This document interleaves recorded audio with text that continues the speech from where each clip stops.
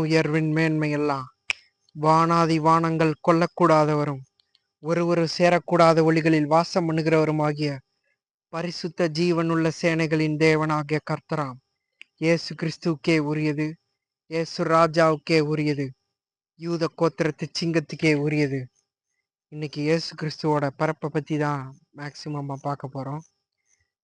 இயேசு கிறிஸ்துவோட பிறப்பு பல பேரோட தீர்க்க தரிசனத்தின் நிறைவேறுதல். பல தீர்க்கதரிசிகள் அவரோட பிறப்புல இருந்து இறப்பு வரைக்கும் பேசி வச்சிருக்கிறாங்க. பல பேரோட எதிர்பார்ப்பு, பல பேரோட கனவு, பல பேரோட ஏக்கம், நம்மளை மீட்க ஒருத்தர் வரமாட்டாரா, இந்த சூழ்நிலை எல்லாம் மாறிடாதா அப்படின்னு பல பேரோட ஏக்கம், எதிர்பார்ப்பு, தாகம். அதுக்கு பதிலாக தான் மேசியா பிறக்கிறாரு. இப்போ ஆதாம்ல இருந்து எல்லா தீர்க்கதரிசிகள், ஊழியக்காரர்கள், ராஜாக்கள் எல்லாம் பிறந்ததுக்கு அப்புறம் இருண்ட காலம்னு ஒன்று வரும். இயேசு கிறிஸ்து பிறக்கிறதுக்கு முன்னாடியும் தீர்க்கதரிசிகள் கொஞ்ச நாள் அந்த இருண்ட காலத்துக்கு, அந்த டயத்துல தீர்க்கதரிசியே கிடையாது. தீர்க்கதரிசி கிடையாது, வசனம் பேசுறதுக்கு ஆளே கிடையாது. அந்த டயத்துல அந்த டயம் முடிஞ்ச அதுக்கப்புறம்தான் இயேசு கிறிஸ்து பிறக்கிறாரு. அதான் ஏசாயா தீர்க்க தரிசனம் சொல்லியிருப்பான். நமக்கு ஒரு பாலகன் பிறந்தார், நமக்கு ஒரு குமாரன் கொடுக்கப்பட்டார், கர்த்தத்துவம் அவர் தோளின் மேல் இருக்கும், அவர் நாமம் அதிசயமானவர், ஆலோசனை கர்த்தர், வல்லமையுள்ள தேவன், நித்திய பிதா, சமாதான பிரபு எனப்படும். நமக்கு ஒரு பாலகன் பிறந்தார். இயேசு கிறிஸ்து இன்னும் பிறக்கவே இல்லை, அதுக்குள்ள ஏசாயா பிறந்தார் அப்படின்னு சொல்லி தீர்க்க தரிசனம் சொல்லி வச்சிருக்கிறான். நடக்க போற ஃபியூச்சர்ல நடக்க போறத இவன் ஏற்கனவே நடந்து முடிஞ்ச மாதிரி அவன் தீர்க்க தரிசனம் சொல்றான். ஏற்கனவே அது பாஸ்ட் டென்ஸ்ல சொல்லி வச்சிருக்கிறான். பிறந்தார், நமக்கு ஒரு குமாரன் கொடுக்கப்பட்டார் அப்படின்றத நீங்க இங்க நோட் பண்ண முடியும். இது ஒண்ணுதான் நான் மென்ஷன் பண்றேன். இயேசு கிறிஸ்துவோட பிறப்புல இருந்து இறப்பு வரைக்கும் என்ன நடக்கும் அதெல்லாம் ஏகப்பட்ட தீர்க்கதரிசிகள் சொல்லி வச்சிருக்கிறாங்க. அந்த தீர்க்க தரிசனத்தோட நிறைவேறுதல் தான் இயேசு கிறிஸ்துவோட பிறப்பு. மத்தேயு 1 இதோ ஒரு கன்னிகை கர்ப்பவதியாகி ஒரு குமாரனை பெறுவாள், அவருக்கு இயேசு என்று பெயரிடுவாயாக, ஏனெனில் அவர் தமது ஜனங்களின் பாவங்களை நீக்கி அவர்களை ரட்சிப்பார். தீர்க்கதரிசியின் மூலமாய் கர்த்தராலே உரைக்கப்பட்டது நிறைவேறும்படி இதெல்லாம் நடந்தது. அப்ப தீர்க்கதரிசி என்ன உரைச்சு வச்சிருக்கிறானோ அதுதான் வாழ்க்கையில நடக்கும் அப்படின்றத இந்த வசனம் சொல்லுது. உங்க வாழ்க்கையில நெகட்டிவா இருக்கட்டும், பாசிட்டிவா இருக்கட்டும், அது நல்லதா இருக்கட்டும், கெட்டதா இருக்கட்டும், சரியானதா இருக்கலாம், தப்பா இருக்கலாம். ஏன்னா இயேசு கிறிஸ்துவோட பிறப்புல இருந்து இறப்பு வரைக்கும் தீர்க்க தரிசினால் உரைக்கப்பட்டதுதான் நடந்துச்சு. அதை தாண்டி வேற எதுவுமே நடக்கல. அதே மாதிரிதான் உங்க வாழ்க்கையிலையும் தீர்க்க தரிசினால் உரைக்கப்பட்டது, வேதத்தில் எழுதி இருக்கிறது. ஆண்டவர் உங்களுக்கு கர்த்தர் தான் சொல்றாரு, தீர்க்கதரிசி மூலமா சொல்லியிருக்கிறாரு. அதுதான் நடக்கும். அதை தாண்டி வேற ஒரு தூசி கூட கூடாது, ஒரு தூசி கூட குறையாது. அது பாசிட்டிவா இருக்கலாம், நெகட்டிவா இருக்கலாம். சரியா? இப்ப அடுத்து அப்படியே வசனத்துக்கு வாங்க. மத்தேயு 1:23 இதோ கன்னிகை கர்ப்பவதி ஆகிய ஒரு குமாரனை பெறுவாள், அவருக்கு இம்மானுவேல் என்று பெயரிடுவாயாக. இம்மானுவேல் என்றால் தேவன் நம்மோடு இருக்கிறார் என்ற அர்த்தமாம். இப்ப இயேசு கிறிஸ்து பூமிக்கு வந்துட்டார்ல, அப்ப அதனாலதான் இந்த பேரை வைக்கணும். இம்மானுவேல்னு பேர் வைக்க சொல்றான் தேவதூதன் யோசேப்பு கிட்ட. இயேசுன்னு பேர் வைக்க சொல்றான். இயேசுன்ற பேருக்கு என்ன அர்த்தம் கொடுக்குறான்? அவர் எல்லாரோட பாவத்தையும் நீக்கி அவங்களெல்லாம் ரட்சிக்க போறாரு, விடுவிக்க போறாரு, தப்புவிக்க போறாரு, அவங்களெல்லாம் காப்பாற்ற போறாரு, அவங்க எல்லாருக்கும் விடுதலை கொடுக்க போறாரு, அவங்க எல்லாரோட பாவத்தையும் நீக்க போறாரு. அதனால இயேசுன்ற பேர் வைக்க சொல்றான்.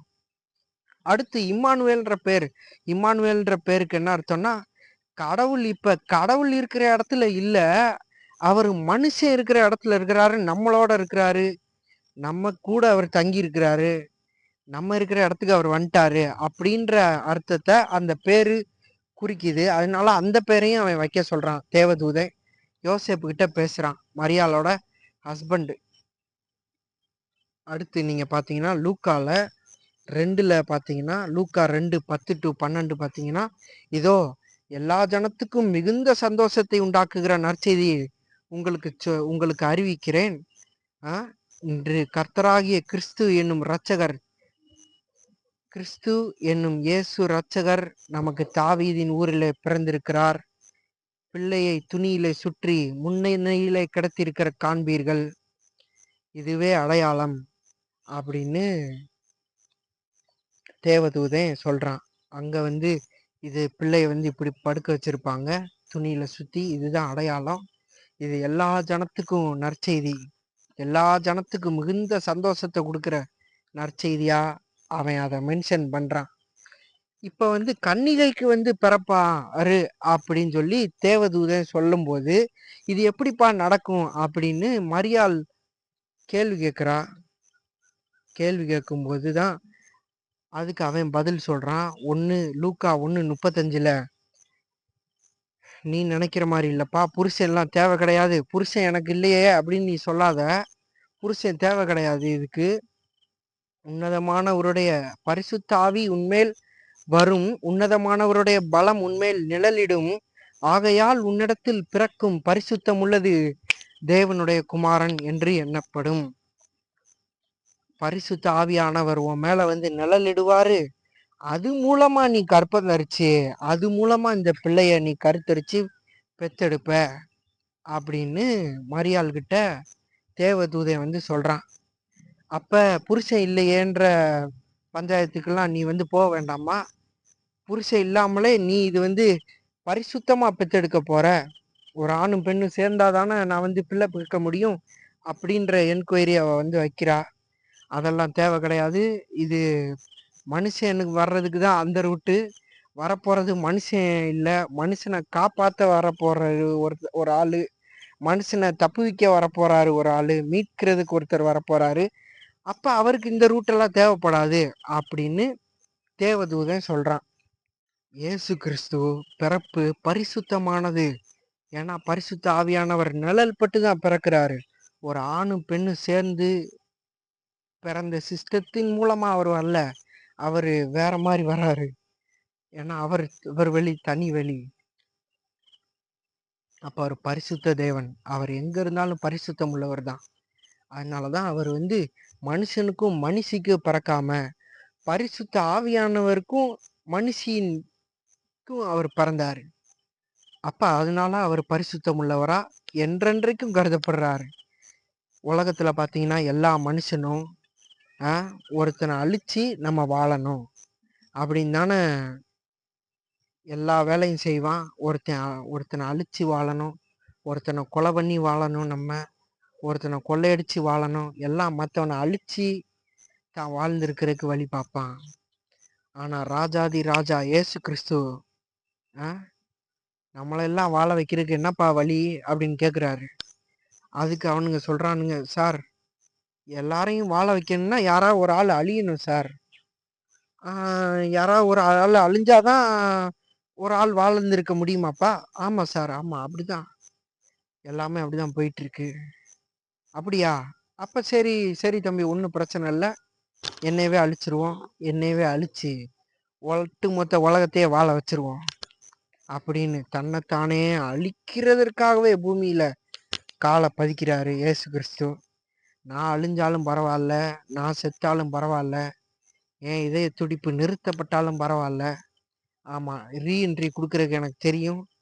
எல்லாரையும் வாழ வைக்க, எல்லாரும் வாழ்ந்திருப்பாங்களா, எல்லாரும் மீட்கப்படுவார்களா, அப்ப சரி நான் என்ன நானே ஒப்பு கொடுக்குறேன் அப்படின்னு ஒப்பு கொடுக்குறாரு. இதைத்தான் பிலிப்பியர் 2:6-7 அவர் தேவனுக்கு சமமா இருந்தும் தேவனுடைய ரூபமா இருந்தும் தேவனுக்கு சமமா இருப்பதை கொள்ளையாடின பொருளாக எண்ணாமல் தம்மை தாமே வெறுமையாக்கி அடிமையின் ரூபம் எடுத்து மனுஷர் சாயலானார். இப்ப இந்த வசனத்துக்கு இன்னொன்னு வெளிப்பாடு நான் சொல்றேன். அவரு பிதாவாகிய தேவனுக்கு ஈக்குவலான ஆளாம், சரிக்கு சமமான ஆளாம். ஒருவேளை பரிசுத்த ஆவியானவரை அனுப்பியிருக்கலாம் பூமிக்கு, இல்ல ஒருவேளை பிதாவாகிய தேவனை அனுப்பியிருக்கலாம். அப்ப 3 பேர் இருக்காங்களான்னு கேட்காதீங்க. ஆவி, ஆத்மா, சரீரம் இதெல்லாம் சேர்ந்துதான் ஒரு உயிர் நடமாடிக்கிட்டு இருக்கு. அப்ப இந்த 3 டேர்மா நம்ம மென்ஷன் பண்றோமே, இது மாதிரிதான் பிதா, குமாரன், பரிசுத்த ஆவியானவர்கள். 3 வேற வேற தான், ஆனா ஒரே சரீரத்துக்குள்ளதான் இருக்கு எல்லாமே. அது மாதிரிதான் பிதா குமாரன் பரிசுத்த ஆவியானவர்கள். இப்ப எல்லா சாமியும் தேடி எல்லாரும் அங்க போறேன் இங்க போறேன் மலை ஏறுறேன், பிள்ளை குட்டியோட பெத்த பிள்ளை பச்சை குழந்தைய தூக்கிட்டு மலை ஏறுறேன், ரோடா திரியிறேன், எங்கெங்கயோ போறான், அலையிறான், தெரு தெருவா அலையிறான், சமாதானத்தை தேடி நிம்மதியை தேடி கடவுளை தேடி எங்கெங்கயோ சுத்திட்டு இருக்கிறான். கையில பணம் இருக்கிறவனுக்கு பிரச்சனை இல்லை, சாப்பாடுக்கு வழி இல்லாதவன் கஷ்டப்படுறவன் என்ன பண்ணுவான்? பிள்ளை குட்டி பொண்டாட்டி எல்லாரையும் கூட்டிட்டு போய் ரோட்லையும் மேட்லையும் படுத்து இருந்துச்சு கடவுளை தேடிக்கிட்டு இருக்கிறான். அது தப்புன்னு நான் சொல்லலை. ஆனா எல்லா சாமியும் எல்லாரும் இப்படி தேடிக்கிட்டு இருக்கும்போது ஒரே ஒரு சாமி மட்டும் எல்லாம் இவன் கோயில்ல போய் சாப்பிட்றான்ல, கோயில் எங்கெங்கயோ படுத்திருக்கிறான், ரூம் இருக்கோ இல்லையோ பரவாயில்ல கோயிலே படுத்து தூங்கிடுவோம் அப்படின்னு அங்க தங்கிக்கிறான், அங்க சாப்பிட்றான், அங்கே குளிக்கிறான் பக்கத்துலேயும். அப்படிலாம் போய் தேவனை தேடுகிறார்கள் புறஜாதிகள். அதுக்கு நடுவுல இயேசு கிறிஸ்து, ஆமா நீ எங்க இருக்க அங்க நான் வரேன், நீ எங்க சாப்பிட்றப்பா நான் அங்க வந்து உன்னோடயே இருந்து உன்னைய மாதிரியே மாறி உன்னைய மாதிரியே சாப்பிட்டு உன்னோடையே தங்கி உன்னைய மாதிரியே வாழ்ந்து உன்கூடயே இருந்து ஆமா உன்னைய காப்பாத்துறதுக்கு நான் வர்றேன்ப்பா. அதுதான் தம்மை தாமே வெறுமையாக்கி அடிமையின் ரூபம், இந்த அடிமைகளை விடுவிக்கிறதுக்கு தான் அவர் வர்றாரு. அப்ப அடிமையின் ரூபம் எடுத்தாதான் விடுவிக்க முடியும். அதான் அடிமையின் ரூபம் எடுத்து மனுஷர் சாயலானார். இப்போ ஒருத்தன் நடந்து போயிட்டு இருக்கும்போது எறும்பு புத்தை தட்டி விட்டானா, எத்தி விட்டான். அப்ப அந்த எறும்பு நம்ம கூட சேர்ந்தவன் போல அவன் எறும்பை காப்பாத்துறதுக்கு என்னடா செய்யலான்னு 4 எறும்பு எடுத்து வச்சு வைத்தியம் பார்த்துட்டு இருந்திருக்கிறான். அது கூட 4 எறும்பு செத்து போயிடுச்சு.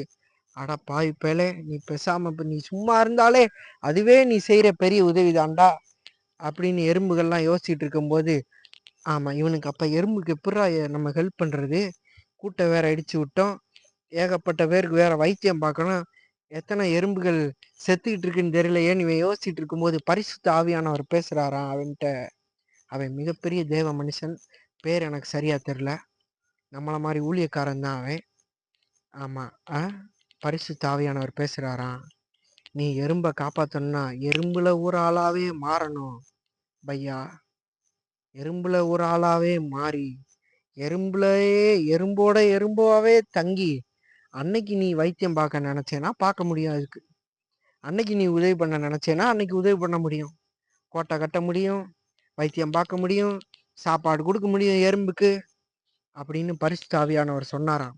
அப்ப இயேசு கிறிஸ்து மனுஷ சாயலானது எப்ப இதுக்கு சமமா தான் இருக்கு. ஒரு மனுஷன் எப்படி எறும்பா மாறி எறும்புக்கு ஹெல்ப் பண்றது எப்படி இருக்குமோ அதை விட 1000 மடங்கு, கோடி மடங்கு, மில்லியன் மடங்கு, பில்லியன் மடங்கு, ட்ரில்லியன் மடங்கு பெரிய விஷயம்தான் இயேசு கிறிஸ்து மனுஷ சாயலா ஆனது அப்படின்றது. அதை விட பெரிய விஷயம், காணக்கூடாத தேவன் வானங்களை ஒருவரா, எத்தனையோ வானங்கள் இருக்கான், ஒரே ஒருத்தர் கண்ணாடி மாதிரி அப்படி நிப்பாட்டி வச்சிருக்கிறாரு. வார்ப்பிக்கப்பட்ட கண்ணாடி போல கெட்டியான வான மண்டலங்களை ஒருவராய் விரித்தவர், காணக்கூடாத தேவன், யாருமே பார்த்தது கிடையாது. குழந்தையா மாறுறாருல அன்னைக்குதான் பார்க்கவே செய்யறானுங்க. அவர் ஃபார்ம்ல இருக்கும்போது பார்த்தா உயிர் போயிரும். அவ்வளவு வல்லமை உள்ளவர், மகிமை உள்ளவர், மகத்துவம் உள்ளவர், சேனைகளின் கர்த்தர், எத்தனையோ படைகளுக்கு தேவன் அவர், எத்தனையோ படைகள் தூதர் சேனைகள் அவரை பாடி புகழ்ந்து துதிச்சுக்கிட்டே இருக்கும். பூமியில நடமாடுற சகல ஜீவராசிகளையும் உண்டாக்குனவர், எறும்புல இருந்து கழுகு காக்கால இருந்து திமிங்கலத்துல இருந்து மனுஷையில இருந்து அத்தனை ஜீவராசிகளுக்கும் ஆவி ஆத்மா சரீரம் உடல் உறுப்புகள், அதுல இம்யூன் சிஸ்டத்துல இருந்து எல்லாத்தையுமே அவர் தான் கொடுத்திருக்கிறாரு. அப்பேற்பட்ட தேவன் நம்மள ஒருத்தராவே மாறி நம்மளை காப்பாத்துறதுக்கு, நம்மளை விடுவிக்கிறதுக்கு, நம்மளை மீட்கிறதற்கு, ரட்சிக்கிறதற்கு இந்த பூமியில கால் பதித்த தினமாக இந்த தினம் கருதப்படுகிறது. மோசே, யோசேப்பு, ஆபிரகாம், யோனா இவங்கெல்லாம் பழைய ஏற்பாடுல இருந்தாலும் இயேசு கிறிஸ்துவ ரெஃப்ளெக்ட் பண்ற ஆட்களாக கருதப்படுகிறார்கள். எப்படி மோசே சிங்காசனத்தை விட்டு இறங்கி அடிமைகளின் உபத்திரவத்தின் பாதத்தை தேர்ந்தெடுத்தானோ, நான் அடிமையில ஒருத்தன், அப்ப அடிமைகளை காப்பாத்துறதுக்கு நான் என்ன செய்யணுமோ அதை செய்யணும்னு பிதாவாகிய சத்தம் கேட்டு செயல்படுறான். ஒரு நாடாவே எகிப்துல இருந்து அடிமைகளை கொண்டு வந்து உருவாக்கி விட்டுட்டான். அதுதான் இன்னைக்கு இஸ்ரவேல் நாடு. அஹ் அவன் அரண்மனையிலே நல்லா சாப்பிட்டு தூங்கியிருக்கலாம். நல்லா திராட்சை பழம், முந்திரி பழம், பிஸ்தா பருப்பு, பாதாம் பருப்பு, சுத்தி பொண்ணுங்க மடியில படுக்க போட்டு ஊட்டிக்கிட்டு இருந்திருப்பாங்க. மயில் ரெக்கைய வச்சு வீசி விட்டுக்கிட்டே இருந்திருப்பாங்க. அதெல்லாம் தட்டி விட்டுட்டு அவன் வந்துரு எவனா கேள்வி கேட்க முடியுமா? ஏன்டா நீ வந்து இங்க வந்து வேலை பார்க்கல அப்படின்னு, ஏன்டா எங்களோட வந்து இருக்கலன்னு எவனா கேள்வி கேட்க முடியுமா? அவனா அந்த தேவ சித்தத்துக்கு ஒப்பு கொடுக்குறான், சிங்காசனத்தை விட்டு இறங்கி வர்றான். அதே மாதிரிதான் இயேசு கிறிஸ்து சிங்காசனத்தை விட்டு இறங்கி வர்றாரு. அவன் சாதாரண ஆளு, ஒரு ஆளு. அவன் சிங்காசனத்தை விட்டு இறங்குனது ஒரு நாட்டை உருவாக்க முடியும்னா, அடிமைகளை ஒரு நாடா கொண்டு போய் உட்கார வைக்க முடியும்னா, அவரு உலகத்துல இருக்க மொத்த இருள்ல கிடக்குற அத்தனை பேரையும் விடுவிக்க முடியும், ரட்சிக்க முடியும்னு சிங்காசனத்தை மகிமையின் தேவன், பிதாவாகிய தேவன் இயேசு கிறிஸ்துவ அனுப்பி வைக்கிறாரு. தம்முடைய சொந்த குமாரனை அனுப்பி வைக்கிறாரு. ஒட்டுமொத்த உலகத்தையும் மீட்கிறதற்காக, ரட்சிக்கிறதற்காக, விடுவிக்கிறதுக்காக, தப்புவிக்கிறதுக்காக. அப்ப இது அதை விட 1000 மடங்கு, கோடி மடங்கு பவர்ஃபுல்லாக கருதப்படுது. இயேசு கிறிஸ்து சிங்காசனத்தை விட்டு இறங்கி பூமிக்கு வந்ததும், மோசே சிங்காசனம், பார்வோனின் சிங்காசனத்திலிருந்து இறங்கி அடிமைகளை மீட்க வந்ததும், ரெண்டும் கிட்டத்தட்ட ஒரே மாதிரி சம்பவமாக இயேசு கிறிஸ்துவோட ரெஃப்ளெக்ஷனா மோசே இருக்கான் அப்படின்னு கருதப்படுது. அடுத்து ஆபிரகாம் தான் பிள்ளைய பலி கொடுக்கும்போது அங்க ஒரு ஆட்டுக்குட்டி கிடைக்கும். அப்ப அந்த ஆட்டுக்குட்டிய பலி கொடுத்துருப்பா, உன் பிள்ளைய நீ பலி கொடுக்க வேண்டாம்ப்பான்னு சொல்லி பிதாவாகிய தேவன் சொல்லிடுவாரு. அப்ப அந்த ஆட்டுக்குட்டியானவர் தான் இயேசு கிறிஸ்துவாக கருதப்படுறாரு. அந்த ஆட்டுக்குட்டியை தான் இயேசு கிறிஸ்துவா கருதுறாங்க. அந்த பிள்ளை, எந்த பிள்ளை அவன் பலி கொடுக்க கொண்டு வந்தானோ, ஆபிரகாம் ஈசாக்க பலி கொடுக்க கொண்டு வருவான். அந்த ஈசாக்க தான் நம்மளா உலகமா கருதப்படுது. இந்த உலகம் தப்பிச்சிருச்சு, இயேசு கிறிஸ்து பலி கொடுக்கப்பட்டாரு. அப்ப ஆபிரகாமும் இயேசு கிறிஸ்துவை ரெஃப்ளெக்ட் பண்றான். அடுத்து நீங்க பாத்தீங்கன்னா யோசேப்பு ஒண்ணுத்துக்கு ஆக மாட்டான்னு அடிமையா வித்துருவான், அண்ணன் தம்பி எல்லாம் சேர்ந்து. ஆனா அந்த யோசேப்பு தான் உலக நாடுகளை வாழ வைக்கிறதுக்கு அவன் தானியத்தை சம்பாதிக்கிறான், சேர்த்து வைக்கிறான். 5-6 நாடுகளை உயிரோட வாழ வைக்கிறதுக்கு யோசேப்பு, அவன் காப்பாத்துறதுக்கு, 5-6 நாடுகளை காப்பாத்துறதுக்கு அவன் ஒரு காரணமா இருந்தான். அதே மாதிரிதான் இயேசு கிறிஸ்து விற்கப்படுறாரு. பொற்காசு யூதாஸ் வந்து வெள்ளி காசுகளுக்காக காட்டி கொடுத்துருவான். அப்ப அதே மாதிரி இயேசு கிறிஸ்துவோட ரெஃப்ளெக்ஷனா யோசேப்பும் இருக்கிறான். யோனா வந்து எப்படி மீனின் வயிற்றுல 3 நாள் இரவும் பகலும் இருந்தானோ, அதே மாதிரி மனுஷகுமாரன் இயேசு கிறிஸ்து 3 நாள் கழிச்சுதான் உயிர் தெழுவாரு. அவரும் பூமியின் பரதீசில இருப்பாரு அப்படின்னு கருதப்படுது. அது ஆஃப்டர் லைஃப், செத்ததுக்கு அப்புறம் நடக்கிற விஷயம். அதை பத்தி ரொம்ப டீட்டெயில்டா தெரிஞ்சாதான் நம்ம பேச முடியும், இல்ல ஆண்டவர் வெளிப்படுத்தினாதான் நம்ம பேச முடியும். அப்ப 3 நாள் அவர் பூமியின் இருதயத்துல இருப்பாரு, பரதீசில இருந்தாரு அப்படின்னு பைபிள் வசனம் சொல்லுது. இவங்கெல்லாம் இயேசு கிறிஸ்துவ ரெஃப்ளெக்ட் பண்றாங்க. இத்தனை பேரை வாழ வைக்கிறதுக்கு அவர் தம்மைத்தாமே வெறுமையாக்கி அடிமையின் ரூபம் எடுத்து மனுஷ சாயலானார். தம்மைத்தாமே அவர் ஒப்பு கொடுத்தாரு. ஜீவ பலியா பிதாவாகிய தேவன் தம்முடைய சொந்த பிள்ளையை ஒப்பு கொடுத்தாரு. அந்த நாளாகத்தான் இந்த நாள் கருதப்படுது. அவர் நம்மளெல்லாம் விடுவிக்கிறதுக்காக, தம்முடைய ஜீவனையே விடுறதுக்காக அவர் பூமியில பிறந்த நாள், அது இந்த நாளாக கருதப்படுது.